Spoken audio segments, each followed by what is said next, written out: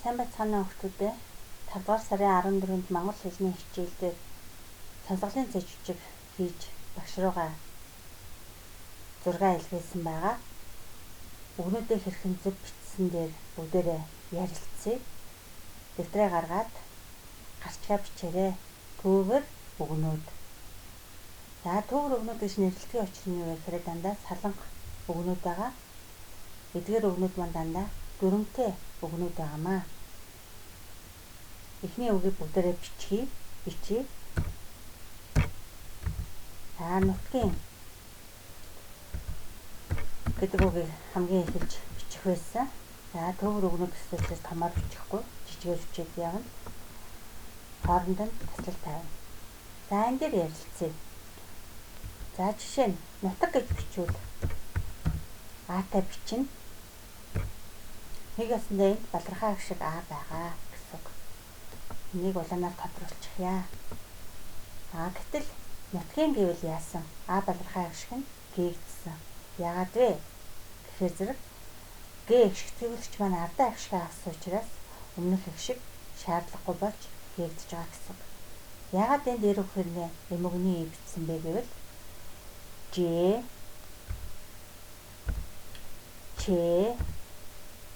Иш Г зүйлийн тэмдэг И гэсэн энэ 6 үсгээр төгссөн тохиолдолд эрэг байсан ч гэсэн эмгэгний бичдэг дүрмтэй. Энэ дүрмийг сайн тогтоож яваарай. За дараагийн үг. Боловсролын гэдэг үг байсан. Боловсролын. За боловсролын гэдэг үгэнд энэ балархаа шиг яагаад гээдэг юм бэ гэдгийг ярилцъя. Хэрвээ гээчхүүл яах вэ? Хийгээд үзье. Гээчхэр зэрэг энд дунд байгаа их шиг төвлөгч маань яаж гинэ? Их шиггүй болоод байна. Их шиг төвлөгч маань ер нь бол заавал их шиг авдаг гэвлэгч байгаа. Аль сонсогдсон талтаа. За боловсрол гэж бичвэл энэ их шиг маань их шиг төвлөгчийг жигшижүүлнэ. Их шиг төвлөгчийг жигшижүүлнэ.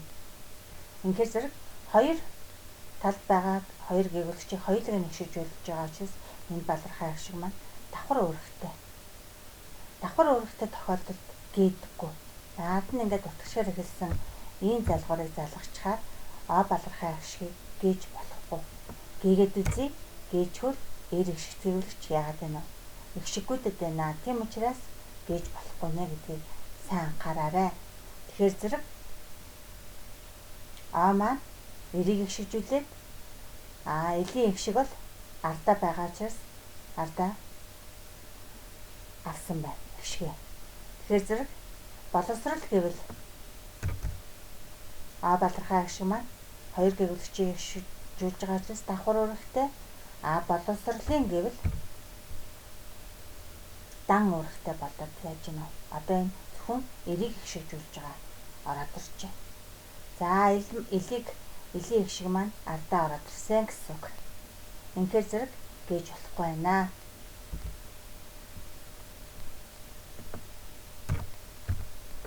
За дараагийн үг.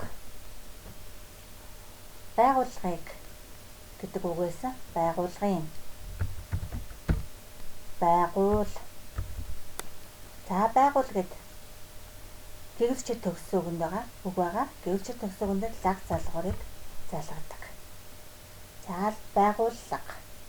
Одоо ийн гэсэн уртгшээр хэлсэн залгуурыг залгаж байгаа тохиолдолд эцсийн богино шиг гээгдээд байгуулгын гэж бичнэ. Тэгэхээр зэрэг хүүхдүүд энэ бичиж байгаа үгийнхаа үндсийг боддог. Байгууллага гэдэг үгэн дээр би ийн гэсэн уртгшээр хэлсэн залгуур залгаж байгаа шүү гэдгээ бодохгүйгээр шууд яадгүй. Гээгээд төгссөн үг гэж бодоод эмгэгний бичээд байдаг. Ингэж алдахгүй шүү. Үг маань өөрөө байгууллага гэсэн богино ашгаар төгсөв. Богино ашгаар төгсөв нь уртгшээр хэлсэн залгуурыг залгахад эцсийн богино шиг гээгддэг дүрмтэй. Байгууллагын. За мөн нэг алдчихж байгаа алдаа бол шууд ингэж бичээд байгаа. Байгууллагын гэж бичээд байгаа. Тэгтэл уг үг маань байгуул, байгууллага, байгууллагын гэж бичигддэг үг байгаа шүү. За дараагийн үгэн дээр ярилцъя. Эрдэнэ. Эрдэнэ. За энд нэгдүгээр гээгүүлэгч нь эр, хоёрдугаар гээгүүлэгч нь дэ, тэгээ гурав дахь гээгүүлэгч нь хэлний үзүүр байна. За дахиад багш нь айлгаж аваад харуулъя. Нэгдүгээр гээгүүлэгч нь нэр, хоёр дахь гээгүүлэгч нь дэ, гурав дахь нь хэлний үзүүрийн байвал өмнө нэг шиг бичнэ гэсэн. Эрдэнэ. Эрдэнийн гэж. За ин гэсэн утгашээр хэлсэн залгуур залгахад эцсийн богиныг шиг гээднэ. За ингээ эрдэнэ гэж бичээд орчихчоод байна. Эрдэнийн гэж бичдэг. Энтэй адилхан дүрмээр бичигддэг үгнүүд ямар үгнүүд гэдэг вүлээ хүүхдүүдээ? Ангийн, ханийн, ангийн, ханийн гэх мэт үгнүүд байдаг. Өөрсдөө бас өөр ямар үгнүүд байна уу бодоорой. Дараагийн үг хүүхэд гэвэл ээдээ бичнэ. Харин хүүхдийн гэвэл ээгүй бичнэ. Яагаад вэ? Заримд гээгүүлэгчтэй маань артаа агшиг авсан тохиолдолд энд ээ балархай агшиг гээгдэж болно гэсэн үг. Дараагийн үг хамтралын. Хамт. За хамтар гэвэл аатай бичнэ. Хамтрал гэвэл яах вэ? Энэ хамтар гэдгийг яасан? Гээгдсэн гэсэн. Яагаад вэ? Эл ихшигт гээгүүлэгч маань ихшиг авч байгаа тохиолдолд энд өмнө байгаа ихшиг гээгддэг. Гээгүүлэгчээр төгссөн үгэнд хамтрал гэсэн гээгүүлэгчээр төгссөн үгэнд гээгүүлэгчээр эхэлсэн залгуур залгахад эл ихшигт гээгүүлэгчид ихшиг хэрэгтэй бол хэрэгтэй. Яагаад вэ? Ихшиг гээгүүлэгч чинь заавал ихшиг авдаг гэж байна. Тэгвэл энд байсан ихшиг гээгддэг. Ингээд хамтрал. За нэгэнд гээгдсэн ихшиг бол дахин сэргэж бичигддэггүй гэдгийг сайн анхаараарай. За энд хэрвээ энд байгаа балархай агшигыг гээвэл энэ дунд байгаа ихшиг гээгүүлэгчээр ихшиггүйт гэдэг байгаа учраас энд байгаа балархай агшиг гээж болдгүй байх нэ. Дараагийн дүрмийг ярилцъя. Газрын. За хүүхдүүдээ газар гэвэл аатай бичнэ. Харин газрын гэвэл аан гээгдэнэ. Яагаад вэ? Эрэг шигтгэгч маань ардаа агшиг авсан тохиолдолд энд байгаа балархай агшиг гээгдэж болно гэсэн үг. Төрлөختний гэдэг үгийг бичүүлсэн. Төр гэсэн үгнээс үүснэ. Үгийнхаа үндсэн утгыг заавал уг маань хадгалж явах ёстой. За төр гэдэг үгнээс төрөл гэдэг үг үүсэж байгаа. Хүүхдүүдээ төрлөх. За төрлөх гэдэг хүүхдүүд андуураад байдаг. Тэгвэл элхээ гэсэн залгуур байдаг юм шүү гэдгийг сайн анхаараарай. Төр гэсэн үгэн дээр элхээ гэсэн залгуурыг залгаж байна. Үгийн үндсэн маань язгуур маань төр. Элхээ гэсэн залгуур залгалаа. Эл маань ихшигтгэгүүлэгчээр эхэлсэн залгуур учраас ихшигтгэгүүлэгчээр эхэлсэн залгуур заавал ихшиг хэрэгтэй. Ингээд төрлөх. За төрлөх гэдэг үгэн дээр төнг залгаад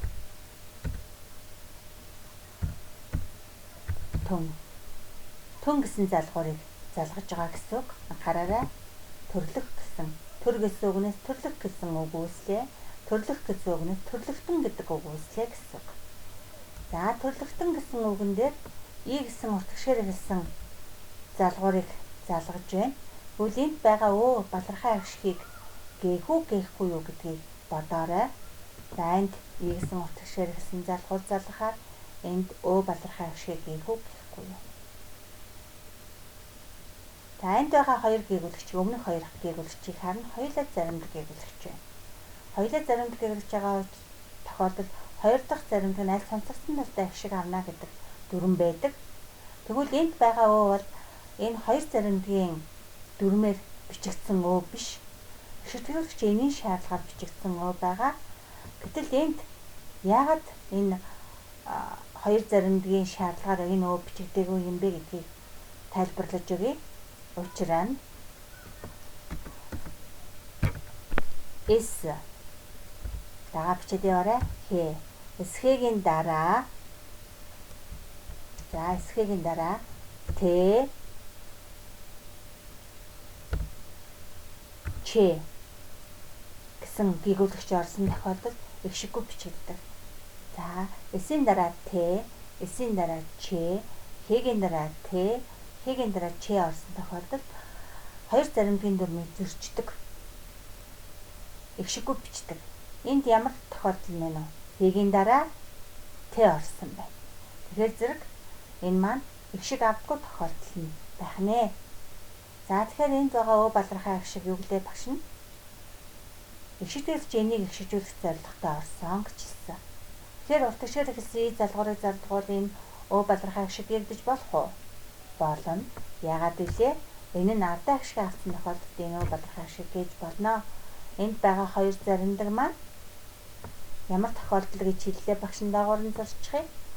Заримдаг хэрэглэгчийн дараа заримдаг хэрэглэгч ороод хоёр дахь заримдаг нь аль сонсгосон талтай ихшиг авна гэсэн дүрмийг зөрчиж эсхэгийн дараа Т Ч орвол ихшиггүй бичнэ гэсэн дүрм байдаг. Энийг сайн тогтоож авна шүү. S-ийн дараа Т, S-ийн дараа Ч, Х-гийн дараа Т, Х-гийн дараа Ч орсон тохиолдолд ихшиггүй бичигддэг юм аа гэдгийг тогтоож аваарай.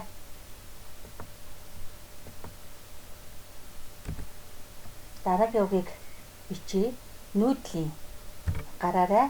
Нүүдэл гэвэл ихшигтэй бичнэ. Харин нүүдлийн гэвэл ихшиггүй бичнэ. Нүүдлийн. За нүүдэл гэдгийн балархаа гişг маань ил ихшигтгүүлэгчийг ихшижүүлэх үүрэгтэй орсон. Гэтэл нүүдлийн гэдэг уртгчаар ихсэн залгуул залгахчаар зэрэг ил маань ардаа ихшиг авсан учраас энд балархаа гişг гээгдэж байна гэсэн үг. Дараагийн үг амьдралыг гэдэг үг.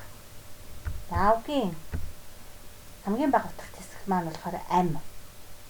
Хамгийн бага утга тэсгийг язгуур гэж нэрлэдэг. Энэ нэршлиг бол 6 дугаар ангид орсон байна. Үздэг. За тэгээ бага ангид бол хамгийн бага утгатай хэсэг гэж ярьдаг. Ам гэсэн үгэн дээр дээд заримдаг гэгүүлэгч залгалаа. Зөлийн тэмдэг хിവэрэ байх уу, бий болох уу гэдгийг бодно. Одоо миний бичиж байгаа гэгүүлэгч Д маань заримдаг гэгүүлэгч учраас би өмнөх гэгүүлэгчээ харна. Өмнөх нь ихшигтгүүлэгчээр зөлийн тэмдэг хിവэрэ байна. Зөлийн тэмдэг солигдохгүй гэсэн. Энэ дээд заримдаг гэгүүлэгч маань заавал ихшиг авдаг гэгүүлэгч биш учраас яаж гэнэ? Зөлийн тэмдэг хിവэрэ байж болох нэ. Заримдаг гэгүүлэгчийн дүрм чи ямар дүрм байдаг вүлээ? Заримдаа ихшиг авдаг, заримдаа ихшиг авдаггүй. Тэгвэл энд заримдаа ихшиг авдаггүй тохиолдол нь ямар тохиолдолд ихшиг авахгүй вэ? Өмнө ихшигтгүүлэгч байгаа тохиолдолд яаж гэнэ? Ихшиг авахгүй байна. За амьдр гэдэг үгийг бичвэл одоо миний бичиж байгаа гэгүүлэгч эр ихшигтгүүлэгч учраас би яах вэ? Ихшиг заавал бичнэ. Ихшигтгүүлэгч маань заавал ихшиг авдаг гэгүүлэгч учраас ихшиг бичиж байна. Ингээд амьдр. За амьдр гэдэг үгэн дээр элийг залгаж байна. За анхаараарай, элийг залгалаа. Миний одоо залгаж байгаа эл маань ихшигт гэгүүлэгч учраас заавал ихшиг авна. Заавал. За хэрвээ энд нэг шиг авсан байвал энд байгаа ихшиг гээгддэг. Эргээд дахиад энэ гээгдсэн ихшиг дахин сэрэгдэггүй. Тэгэхээр зэрэг энэ ихшигт гэгүүлэгч маань ардаа ихшиг авсан учраас энд байгаа ихшиг гээгдэж болж байна гэсэн үг. Ил маань өмнө ихшигтэй. Тэгэхээр энд маань яасан энэ А балархаа гişг маань давхар үүрэгтэй гэсэн. Эрийг ч ихшижүүлнэ, илийг ч ихшижүүлнэ. Ийм давхар үүрэгтэй тохиолдолд гээдэггүй. Утгачгаар эхэлсэн ийг залгуурыг залгахаар гээхгүй. Хэрвээ ингээ гээчхүүл энд байгаа ихшигтгүүлэгчээр яах гэдэг нь ихшиггүйтгэд байгаа учраас гээж болдгүй байх нэ. Дараагийн үг эхэл. Одоо миний бичиж байгаа ил ихшигтгүүлэгч учраас би яах вэ? Заавал их шиг бичнэ. Их гэсэн үгнээс эхэл гэдэг үг үүслээ. Эхэл гэдэг үгэн дээр дэгийг залгаад эхэлдэг. За эхэлдэг. Эхэлдэг гэдэг үгэн дээр x уртгшээр эхэлсэн залхуур залгахаар энд байгаа e балархай ах шиг гээгдэж болно. Яагаад гээгдэж байгаа вэ? Г маань ардаа ах шиг автсан. Энэ дунд байгаа d заримдаа гээгүүлэгч их шиггүй байж болно. Яагаад вэ? Заримдаа гээгүүлэгч маань заримдаа их шиг авдаг, заримдаа их шиг авдаггүй гээгүүлэгч. Тэгэхээр энэ их шиг авдаггүй тохиолдол нь. За эхэлдэг гэдэг дээр их шигийг нь гэлээ. Дараагийн үг бойжуулах юм. За бойжуулах гэдэг үг маань бой. За бой гэсэн үгнээс бойж. Бойж гэсэн үгнээс бойжуул. Бойжуул гэсэн үгнээс бойжуулах. Бойжуулах гэсэн үйл үгэн дээр уртгшээр эхэлсэн ийм залгуурыг залгахаар энд байгаа а балархай ах шиг гээгдэхгүй. Яагаад гэвэл үйл хөдлөл заасан үгийн балархай ах шиг гээгддэггүй. За бага ангид бол үйл хөдлөлийг заан нэрлсэн үг гэж ярьдаг. Дунд ангид 6 дугаар ангид ороод ирэхээр үйл үг гэж яриад нэрлээд эхэлдэг. Үйл хөдлөлийг заан нэрлсэн үг. Бойжуулах юм. За тэгэхээр зэрэг үйл хөдлөлийг заан нэрлсэн үгийн хэгийн өмнөх балархай ах шиг гээгддэггүй байх нэ. Бойжуулах юм. Дараагийн үгийг ярилцъя. Зүдэрдгийг. За зүд гэсэн үгнээс зүдэр гэсэн үг. За зүд гэдэг маань болохоор зэрэг хамгийн бага утгатай хэсэг нь гэж ярьдаг боловч энэ маань болохоор идэвхгүй. За энэ талаар болохоор 6 дугаар ангид ороод илүү сайн тодорхой үзсэн. Тэгэхээр зэрэг бага ангийнхаа төвшин болохоор бүгдээрээ зүдэр гэдэг үгнээс үүсгээд ярилцаад явъя. Зүдэрдэг. Зүдэрдэг гэдэг үгний э балархай ах шиг гээгдэнэ. Яагаад гээгдэж байгаа вэ? Г-н ардаа ах шиг авчиж байгаа ч энд э балархай ах шиг гээгдэж болно. Гээгдсэн тохиолдолд энэ дунд байгаа заримдаа гээгүүлэгч их шиггүй байж болно. Яагаад вэ? Заримдаа гээгүүлэгч маань заримдаа их шиг авдаг, заримдаа их шиг авдаггүй. Энэ болохоор их шиг авдаггүй тохиолдол. Шид гээгүүлэгч энэ дараа заримдаа гээгүүлэгч их шиггүй орно гэдэг дүрмийг бид нар мэддэг. Дараагийн үг нь байдаг. Бай гэсэн үгнээс байдаг гэдэг үг үүсэж байгаа. Бай гэдэг маань хамгийн бага утгатай хэсэг. Уг үгийнхаа үндсэн утгыг хадгалж байх ёстой гэж яриад байгаа. За байдаг гэдэг үгэн дээр и гэсэн уртгшээр эхэлсэн залгуур залгахаар энд байгаа балархай ах шиг гээгдэхгүй гээгдэхгүй юу? Гээгдэнэ. Хшиггүй бичнэ. Яагаад вэ? Г-н ардаа ах шиг автсан. Тэгсэн хэрнээ яагаад эмгэгний бичсэн бэ гэдгийг энд байгаа дүрмээ эргээ бодоорой. Ж, ч, иш, г зөвлөлтөнд и гэсэн 6 үсгээр төгссөн тохиолдолд эрэг байсан ч гэсэн эмгэгний бичдэг юм а гэдгийг дахин сэргээн санаарай. Байдгийг. Дараагийн үг амьтныг. За амьтныг гэдэг үг маань ам гэсэн үгнээс амьтан гэсэн үг үүсэж байгаа. За амьтан гэсэн үгэн дээр и гэсэн уртгшээр эхэлсэн залгуурыг залгахаар энд байгаа балархай ах шиг а гээгдэж болно. Яагаад гээгдсэн бэлээ? Энэ нь ардаа ах шиг автсан. За энд яагаад зөвлөлийн тэмдэг хэвээрээ байгаа бэлээ? Тэгэхээр зөв энэ Т заримдаг гээгүүлэгчийн ажиглан Т заримдаг гээгүүлэгч маань өмнөх гээгүүлэгч нь шид гээгүүлэгч байвал зөвлөлийн тэмдэг хэвээрээ байна. Т заримдаг гээгүүлэгч маань заримдаа их шиг авдаг, заримдаа их шиг авдаггүй гэж ярьдаг. Тэгэхээр энэ их шиг авдаггүй тохиолдолд нь учраас зөвлөлийн тэмдэг хэвээрээ байна гэсэн үг. За нэг өгнөд төгөр өгнөд учраас дандаа жижигээр бичнэ. Дараагийн үг гаргийн. Гараг гэдэг үгнээс гаргийн гэдэг үгийг бичих гэж байгаа. Одоо бид нар дээр нь утгашаар хэлсэн ийм залгуурыг залгаж байгаа. За энэ залгуур маань яагаад залгагдж байгаа вэ? Эрүү хэрнээ яагаад эмгэгний ивчээд байгаа юм бэ? Тэгэхээр энийгээ дахиад сонсоорой. Ж, ч, иш, г зөвлөлтөнд игээр төгсөн үг нь эрүүгээс ч гэсэн эмгэгний ивчнэ. За өмнө нь болохоор зэрэг гаргийн гэдгийг уламжлалаар бичдэг үг учраас а балархай шиг гээгдэхгүй гэж ярьдаг байсан бол одоо шинжилсэн дүрмээр гаргийн гэдгийг гээдэг болсон юм шүү гэдгийг дахин тогтоож аваарай. Гаргийн гэдгийг нутгийн, будгийн, зургийн гэдэг үгнүүдтэй адилхан бичдэг болсон юм шүү. Дүрмийг бадархай ашгийг нь гээд бичдэг болсон. Адил дүрмээр бичдэг болсон гэж ойлгоорой. Дараагийн үг багшийн. Багш. За багш гэсэн үгэн дээр мөн эмгэгний ий залгана. Ягаад вүлээ? Ж, ч, иш гэж зөвлөн тэмдэг игээр төгсөөг нь эр үгээс нь ч гэсэн эмгэгний ий бичнэ. Энд бол бадархай ашиг гээгдэх үү, гээгдэхгүй гэж яригдахгүй. Яг тэгэхээр энд бадархай ашиг байхгүй үг байна гэсэн үг. Дараагийн үг багаж. За багаж гэдэг үгэн дээр утгашгаар эхэлсэн залгуурыг залгах гэж байна. Мөн энд байгаа 6 үсгний жигээр төгсөөг байгаа учраас эмгэгний ий бичнэ. Багажийг. За тэгээд энэ а бадархай ашгийг гээх үү гэхгүй юу гэж ярина. Гээхгүй. Яагаад вэ? Ялгах үүргээр орсон бадархай ашиг гээгддэггүй. За хүүхдүүд болохоор ингэж бичсэн мэт багажийг. Багажийг гэж бид нар ерөөсөө ярьдаггүй. Багажийг гэж ярьдаг учраас хэлэлгээ ч гэсэн бодоод үзээрэй. Баг гэсэн үгнээс багаж гэдэг үг үсээгүй шүү гэдгийг бодоорой. Багаж. Багаж гэдэг маань үгийн хамгийн бага утгатай хэсэг нь байгаа. Тэгээд хоолойн гээ учраас энэ аа маань хэлний гээг хоолойн гээгээс ялгаж байгаа. Энэ маань хоолойн гээг ялгах үүргээр орсон бадархай ашиг учраас гээж болохгүй. Хэрвээ гээчхүүл багаж. За баг гэсэн үгнээс үсээгүй багаж гэдэг үгнээсээ багажийг гэж хувилж байгаа шүү. Энд бол шинэ үг үсээгүй үг маань хувилсан байна. Дараагийн үг даалгавар. Даалга. За даа гэсэн утгашгаар төгсөөгөнд илгаа залгуурыг нь залгана. Гэвэлчээр төгсөөгөнд болохоор яадаг вэ? Лагыг нь залгадаг. Энэ байгуул гэдэг үгэн дээр байгууллага. А даа гэсэн үгэн дээр даалга.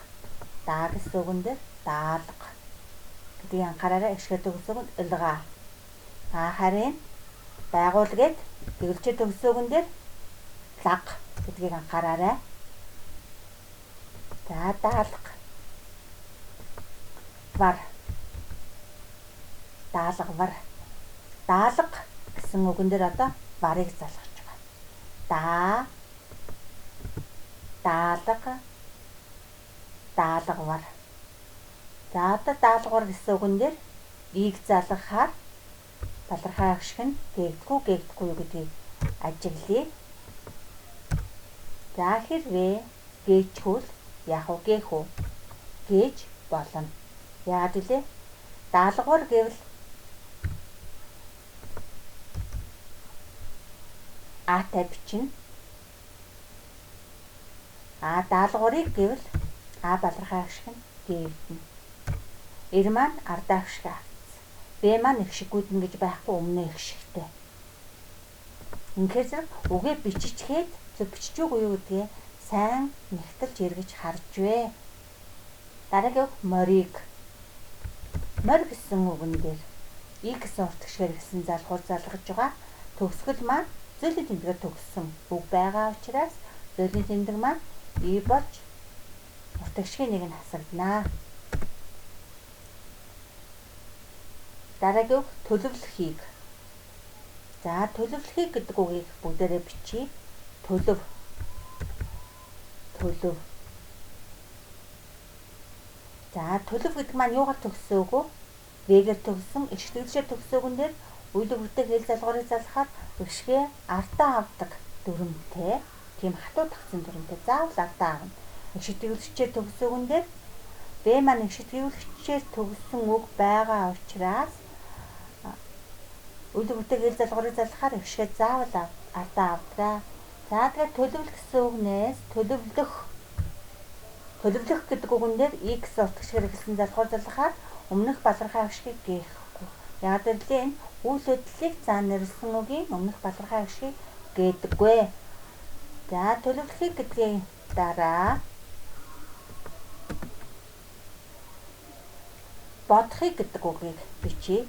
бодох. За бод гэсэн үгэн дээр хийг залгахаар бодох. Бодох гэсэн үгэн дээр ийг залгахаар бодохыг энд байгаа о балархай ашиг юм гээхгүй. Яагаад гэлээ үйл хөдлөлийг занарлсан үгийн хийгийн өмнөх балархай ашигыг гээдэггүй.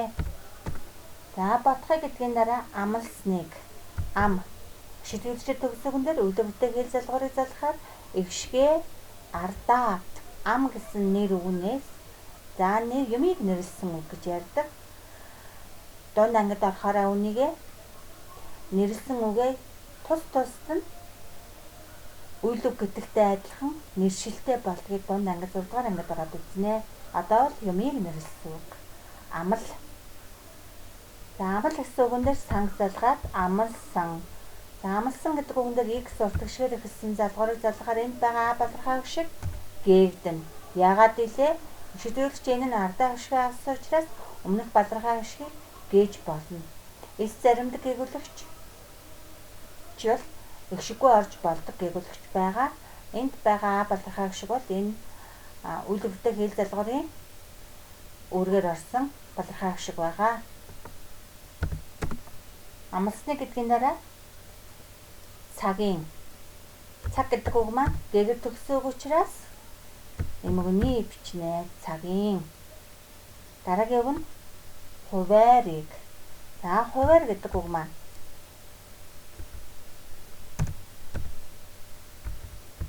хуваар зөлийн тэмдгээр төгсөв.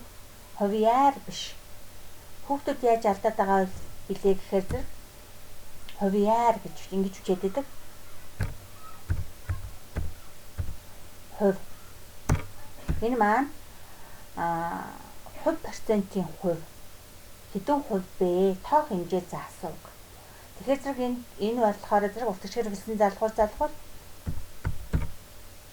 100 хувиар, 50 хувиар гэдгийг хувиар. Гэтэл энд болохоор зэрэг юу?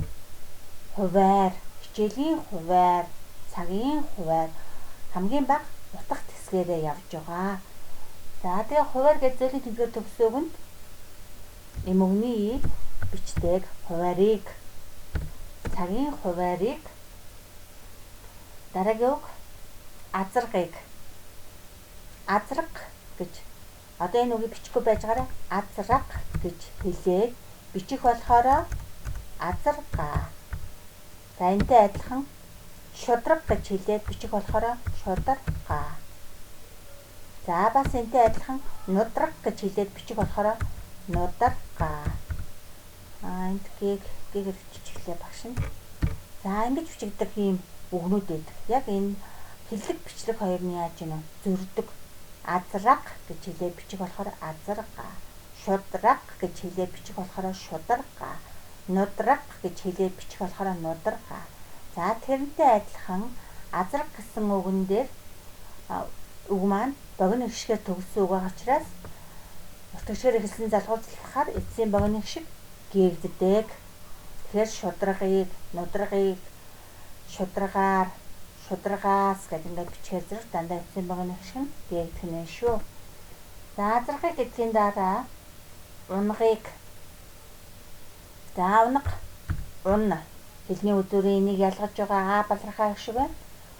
Унаг, унаг. Холангийг ялгаж байгаа балархай ашиг байна. Унгыг гэхээр зэрэг яах вэ? Богино агаар төгссөн учраас эцсийн богино гიშг нь гээгдээд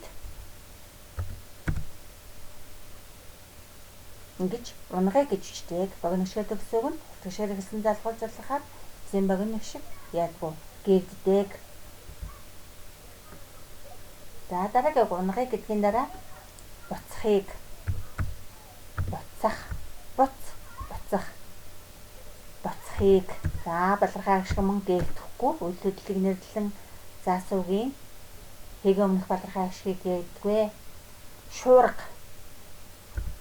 Шуур нэг гээгүүлэгчээр төгссөн байна. Хоёр дахь гээгүүлэгч нь хоолой ингээ байвал өмнө нэг шиг бичихгүй. Шуур гэдэг нь эр маань нэгдүгээр гээгүүлэгч, г маань хоёрдугаар гээгүүлэгч. Хоёрдугаар гээгүүлэгч нь хоолой ингээ байвал өмнө нэг шиг бичихгүй. Тэгэхээр зэрэг одоо шуургыг гэвэл богино гიშгээр төгссөн учраас эцсийн богино гიშг гээгдэж байна. Дараагийн үг чанарыг. чанар хэлний үзүүрийн энийг ялгаж өгч байгаа А балархаа ашигтай үг. Тэгэхээр хэлний үзүүрийн энийг буюу хоолой ингээд ялган орсон энэ А балархаа шиг яадгүй гээгддэггүй. Чанарыг. Энэ болохоор эцсийн богино шиг яаж юм гээгдэж болоод. Энэ болохоор эцсийн богино шиг биш, энэ маань яасан. Эцэст нь ороогүй дунд нь орсон байгаа учраас энэ бол гээгдэхгүй байна. Энд болохоор яаж юм гээгдээд байна гэдгийг сайн анхаараарай. За ингээд бидний 14-ний өдөр хийсэн сонсголын цэжвчгийн маань үгнүүд маань болохоор ийм үгнүүд байлаа. Төвөр үгнүүд маань дандаа ямар үгнүүд байсан? Дүрмтэй үгнүүд байсан гэдэг дээр сайн анхаараарай. Тэгээд энэ дүрмтэй үгнүүдэд тохирсон ижил бичлэгтэй үгнүүд нэг нэгийг олж гэрийн даалгавартаа бичин шүү хүүхдүүдээ. Дахиад багш нь даалгавар хэлье. Энэ төвөр үгнүүдтэй адилхан энд 30 үг байгаа. Энэ 30 үгтэй адилхан ижил дүрмээр бичигддэг үгнүүдийг олж гэрийн даалгаварт бичнэ. Ийм бүтээл даалгавар хийгээд багш руугаа 6 явуулаарай.